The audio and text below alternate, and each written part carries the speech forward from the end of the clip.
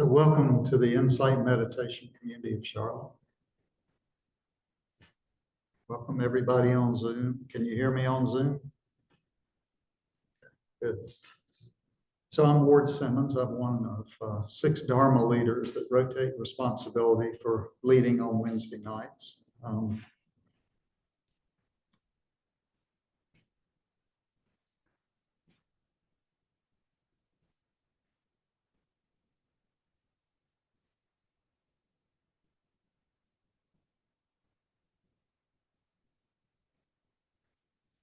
So early in my meditation career, I was struggling with a difficult workplace matter.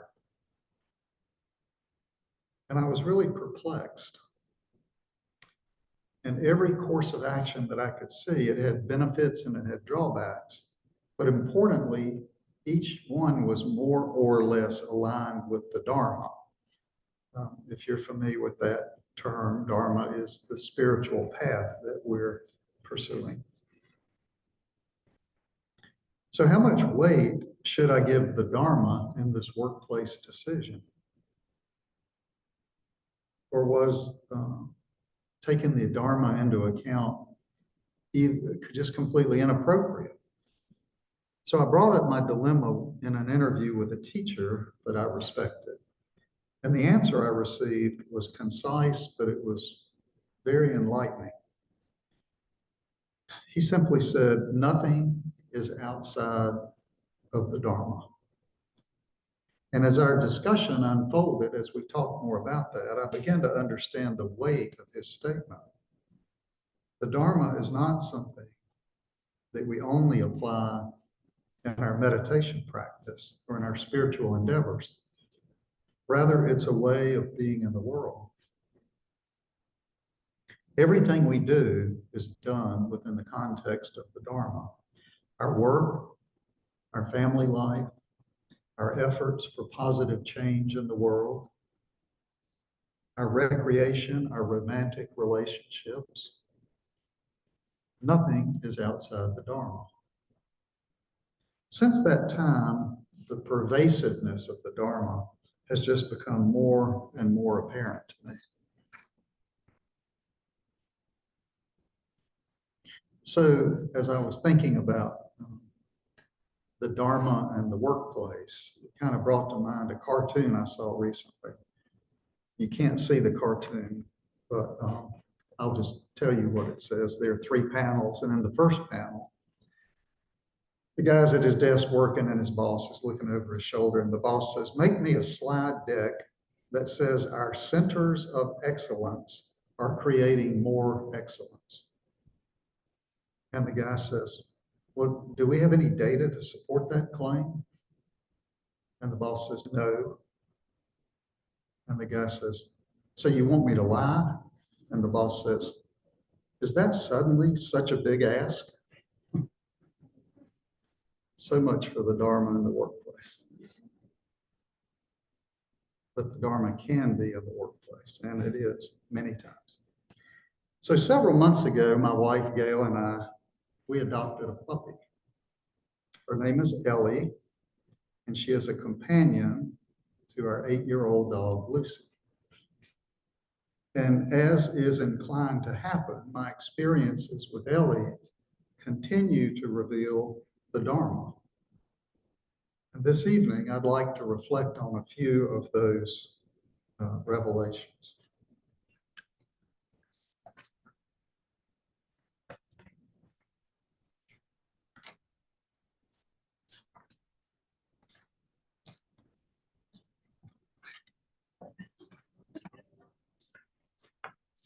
Those of you on Zoom, I'm putting up a couple of pictures of Ellie, the dog.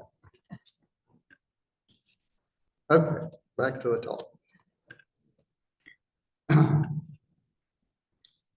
For the record, the idea that the Dharma is revealed through puppies is not original with me. In his book, A Path with Heart, here's what Jack Kornfield says. Meditation is very much like training a puppy. You put the puppy down and say, stay. Does the puppy listen? it gets up and runs away.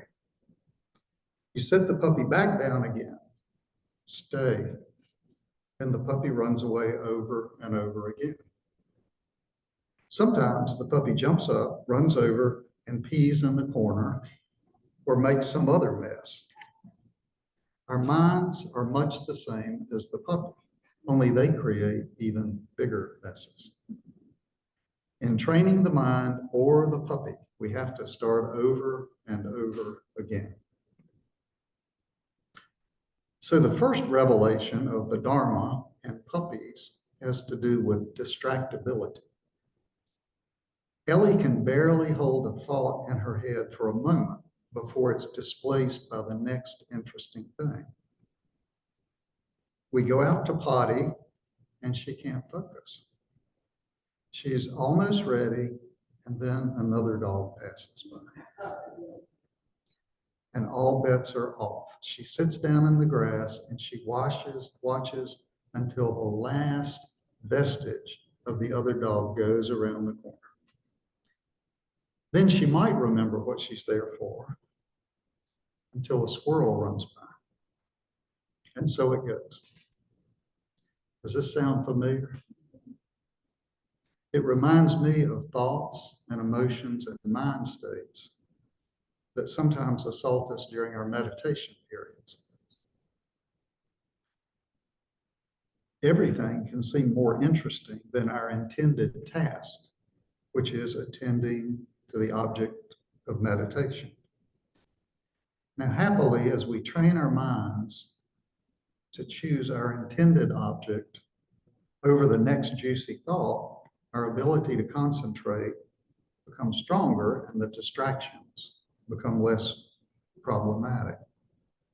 And so it is with Ellie.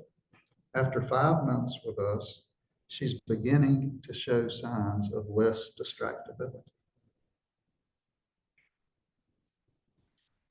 So I would be remiss if I failed to acknowledge that there is value to this distractibility when you're living with a puppy. When she's really interested in something that's causing a problem, like picking on our other dog, all it takes is a couple quick squeaks on a toy and throw it across the room, and that's the new focus of attention. So it has its uses.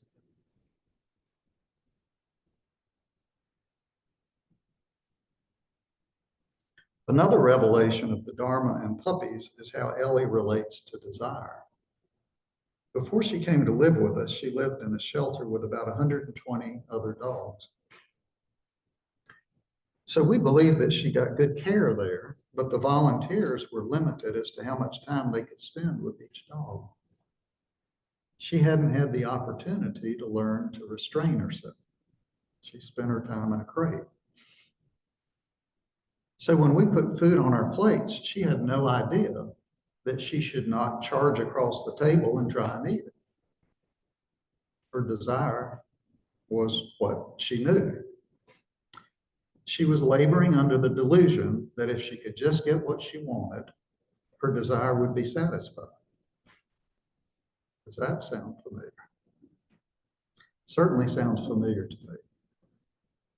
As we develop a mature relationship with desire, we realize that satisfying a desire never makes it go away. If it does go away, it's only because a stronger desire has displaced it. Renunciation is the effective way to reduce or eliminate desire. Now, of course, there is a difference between puppies and humans. As humans, we can observe and gain insight into our relationship to desire in a way that puppies can't. And I'll say more about that in a few minutes. So yet another revelation of the Dharma and puppies has to do with curiosity. Ellie must be one of the most curious beings on the planet. She wants to know about everything. She is infatuated with honeybees, and she wants nothing more than to see what it would be like to eat one. Unfamiliar sounds outside our home elicit a burst of barking until she can know what they are. There has never been a smell that our other dog, Lucy, finds that Ellie doesn't insist on exploring. She's never satisfied just letting something be. Yet again, this might sound very familiar.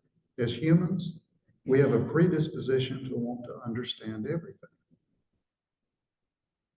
To be clear, a healthy curiosity can be quite valuable. Where we get tripped up is believing that it is essential to understand everything to progress on this path that we're on. There's a sutta where the Buddha is addressing the issue of someone requiring that they know everything that is unknown. This person comes to the Buddha and he wants the Buddha to answer these questions. And the Buddha's response is, it's just as if a man were wounded with an arrow thickly smeared with poison. His friends and companions, kinsmen and relatives would provide him with a surgeon, and that man would say, I won't have this arrow removed until I know whether the man who wounded me was a noble warrior, a Brahmin, a merchant, or a worker. He would say, I won't have this arrow removed until I know the given name and the clan name of the man who wounded me. Until I know whether he was tall, medium, or short. Until I know whether he was dark, ruddy brown, or golden colored. Until I know his home, village, town, or city.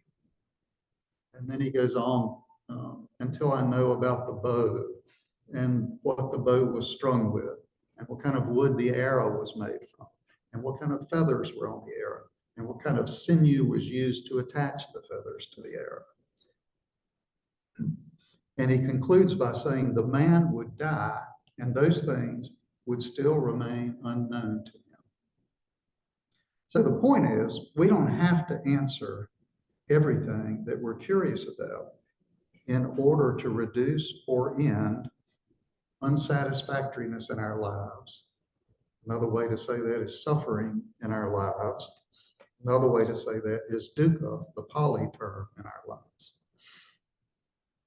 What we need to know, summarized very concisely by the Buddha as the Four Noble Truths, is there is dukkha in the experience of this life. There is a cause for dukkha, and that cause is clinging or attachment. To the extent we can reduce or eliminate clinging and attachment, we will reduce or eliminate dukkha. And there are step-by-step instructions we can follow to do this, to reduce or end our clinging and attachment. And these are outlined in the Noble Eightfold Path. This prescription works perfectly fine, even if there are things in the world that we don't understand.